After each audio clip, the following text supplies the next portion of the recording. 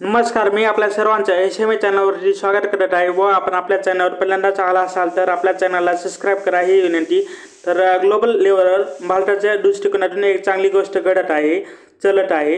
Crude ऑइलच्या price पुन्हा पडत आहेत, अराउंड 72 च्या जवळपास ब्रेंट क्रूड आला आहे। हे नंबर चांगले आहेत भारताच्या दृष्टिकोनातून। तर हे का तर आपलं जे इम्पोर्ट बिल आहे ते कमी होत असतं, करंट अकाउंट डेफिसिट काहीसं कंट्रोलमध्ये येत असतं अँड पुढे गव्हर्नमेंट या क्रूड ऑइल प्राइजेस जे वाढले आहेत ते डिक्रीज करत असेल तर या गोष्टी या सामग्री फिजिकली काहीसे इम्प्रूव्ह वगैरे होत असतात। तसंच भारतामध्ये वीकेंडला एक सर्वात मोठी बातमी आली, GDPचे नंबर आले जे की अपेक्षेप्रमाणे आले।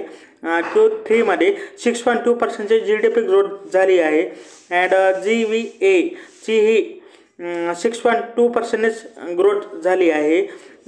Q2मध्ये 5.6% नंबर आल्याने काहीसे वगैरे आपल्याला शॉक बसला होता मार्केटला, पण आता नंबर थोडेसे 6.2% पर्यंत इम्प्रूव्ह झालेत। आता गव्हर्नमेंटचे स्पेंडिंग किंवा कॅपेक्स वगैरे वाढणे स्टार्ट झालेलं आहे। या अगोदर इलेक्शनमुळे यावर परिणाम होत होता व पुढे एक्सपेक्टेड आहे की यापेक्षाही Q4मध्ये आणखी बेटर नंबर असतील, कारण कॅपेक्स वगैरे वाढू शकतं, ते एका मॅच्युअर लेवलवर जाऊ शकतं होपफुली।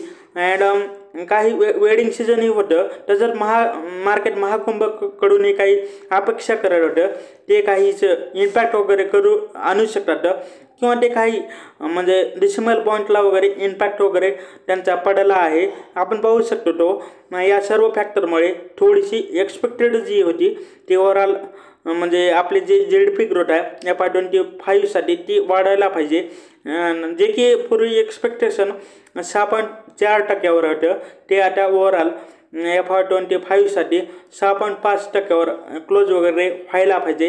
हे सर्व ॲक्च्युअली झाले तर आपल्यासाठी एक चांगले असेल।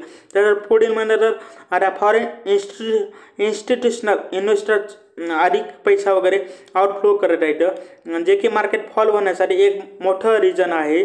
फेब्रुवारीमध्ये ऑलमोस्ट 34,500 करोड रुपीज त्यांनी नेट टेकन आउट वगैरे केले आहेत। जर आपण जानेवारी प्लस फेब्रुवारी पाहिले तर 1.1 लाख करोड रुपीज त्यांनी FIIने भारतातून काढले आहेत। याला मल्टिपल त्यांनी रिझन वगैरे सांगितले आहेत, म्हणजे याचे मल्टिपल रिझनसुद्धा असू शकतात। या वीकमध्ये काय होणार आहे, एक तर टॅरिफ पॉलिसी यूएसची येणार आहे, जे की 4 मार्चसाठी त्यांनी बोललं होतं। यूएसने म्हटलं की 4 मार्चपासून 25% आम्ही टॅरिफ लावू शकतो, जे की अगोदर त्यांनी 10% त्यांनी सांगितलं होतं आणि त्यांनी असेही म्हटलं आहे की आम्ही 25% युरोपियन युनियनवर देखील लावणार आहोत। आता या सर्व गोष्टी हळूहळू समजून येतील। असे का होत आहे, म्हणजे इंडियावर या टॅरिफ वगैरे लागला म्हणजे लावले तर काय होईल, लावले नाही तर काय होईल, म्हणजे याचा इंडियावर काय परिणाम होऊ शकतो किंवा इम्पॅक्ट वगैरे येऊ शकतो, हे म्हणजे एक वेळ म्हणजे एकेवेळी ते लावले तर म्हणजे आता लावले तर त्यांचा म्हणजे आपल्याला समजेल की ते लावतात का नाही। मला वाटते की ही यावर भरपूर काही चर्चा झाली आहे, बरीचशी चर्चा झाली आहे, ती पुरेशी चर्चा आहे आणि मार्केट आता ते पाहत आहे हे कधी वगैरे होईल, हे झाले तर काय होईल। पुन्हा यूएसचा जॉब डाटा एक परिणामकारक असतो, कारण जो लास्ट वीकमध्ये आला होता त्यामुळे मार्केट खूप डाऊन झालं होतं, तो डाटा खूप खराब आला होता, त्यामुळे US मार्केट नीट चलत नव्हतं व त्यासाठी हे नंबर पाहणे खूप महत्त्वाचे असते।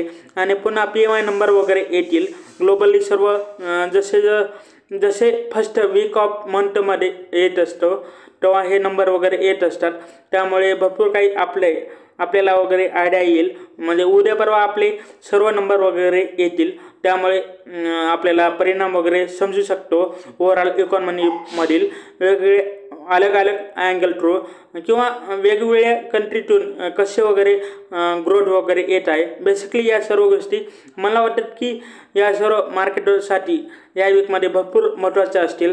अँड तसंच ऑर्डर काही जिओपॉलिटिकल न्यूजही येऊ शकतात. ते येत असतील तर त्याचा परिणाम काय होऊ शकतो तेही पाहणं खूप इंटरेस्टिंग असेल. त्याच्या पुढे म्हणजे आणखी एक म्हणजे डाटा येतो आपल्या स्टार्ट ऑफ मंथला, तो म्हणजे आपल्या ऑटो सेलचे नंबर येतात. ते पुन्हा इकॉनॉमीला वगैरे इंडिकेट वगैरे करत असतात, म्हणजे कसा परफॉर्मन्स वगैरे करत आहे. आणि ते इंडिकेटर्स वगैरे म्हणतात की आपले जे एकूण ऑटो सेक्टर वगैरे कसे काम करत आहे. मारुती सुझुकीचे नंबर पाहिले तर ऑलमोस्ट सिमिलर दिसून येत आहेत, पण त्यांचे आपलं युटिलिटी व्हेकलचा सेल वगैरे वाढला आहे. पण आपला मिनी सेगमेंटचा जो सेल आहे तो घसरलेला आहे. टाटा मोटर्सचाही कन्सिस्टंटली डिक्लाईन वगैरे होत आहे. ओव्हरऑल पाहिलं तर 8% फेब्रुवारीमध्ये सेल्स वगैरे डिक्लाईन झाले आहेत, जे की लास्ट इयरमध्ये म्हणजे चांगला नंबर होता. म्हणजे तो आता जवळपास 86,000, तो आता 79,000 वगैरे त्याने विकली आहे युनिट. म्हणजे इथे ड्रॉप आपल्याला पाहायला मिळत आहे. अँड होंडाई मोटरनेही 5% डिक्लाईन नंबर वगैरे दिले आहेत. ते लास्ट 2-3 महिन्यापासून डिक्लाईन नंबर वगैरे रिपोर्ट करत आहेत. जर या दोन्ही कंपनीचे व्हॅल्यूम नंबर इम्प्रूव्ह वगैरे होत नाहीत, आपण कम्पॅरिझन करून पाहिलं तर या दोन्ही कंपनीचा एक सिमिलर म्हणजे दोन्हीचेही नंबर वगैरे खाली पडताना दिसून येत आहेत. यामध्ये महिंद्रा अँड महिंद्रा चांगले काम करताना दिसत आहे. यामध्ये 10% इन्क्रीजिंग सेल्स वगैरे त्यांनी केली आहे. तर त्यांनी 50,000 युनिट विकले. तर लास्ट इयरमध्ये 42,000 विकले होते. ते आता कंटिन्यू चांगले काम करत आहेत. तसंच टोयोटानेही खूप चांगले काम केले आहे. त्याने 13% इन्क्रीज ग्रोथ वगैरे दाखवली आहे. हा लिस्टेड प्लेयर नाही. तसंच किवा चाही परफॉर्मन्स वगैरे चांगला आहे. 24% ग्रोथ त्यांची आहे. तसंच आपलं स्क्वाईड जो आहे तो लिस्टेड आहे. त्यांची नंबर वगैरे खूप चांगली आहेत. 11% इन्क्रीज इन सेल्स वगैरे त्यांनी दाखवली आहे. टाटा मोटर्सचेही नंबर वगैरे चांगले आहेत. 19% ग्रोथ त्यांनी दाखवली आहे. टोटल युनिटच्या व्हॅल्यूम्स नंबरमध्ये हे सर्व नंबर बारकाईने पाहिले तर पॅसेंजर व्हेकलचे सेल फारसे काही म्हणजे चांगले दिसत नाहीत, म्हणजे नव्हते तेवढे. अर्थातच माझ्या मते हे सर्व किरकोळ नंबर वगैरे आले आहेत. असे ऑटो सेक्टरच्या दृष्टिकोनातून हे नंबर वगैरे आले आहेत इन फेब्रुवारी. तर जर पुढील म्हणलं तर सोलार इंडस्ट्री इंडियाला 2150 कोटीची डिफेन्स सपोर्ट एक्सपोर्ट ऑर्डर मिळाली आहे. तर ही 6 वर्षासाठी एक्सपोर्ट ऑर्डर वगैरे आहे. तर पुढे म्हणलं तर परिमल एंटरप्राइजेसला फार्मा डील्ससाठी जवळपास 1500 करोडची टॅक्स बिल डिमांड वगैरे आली आहे.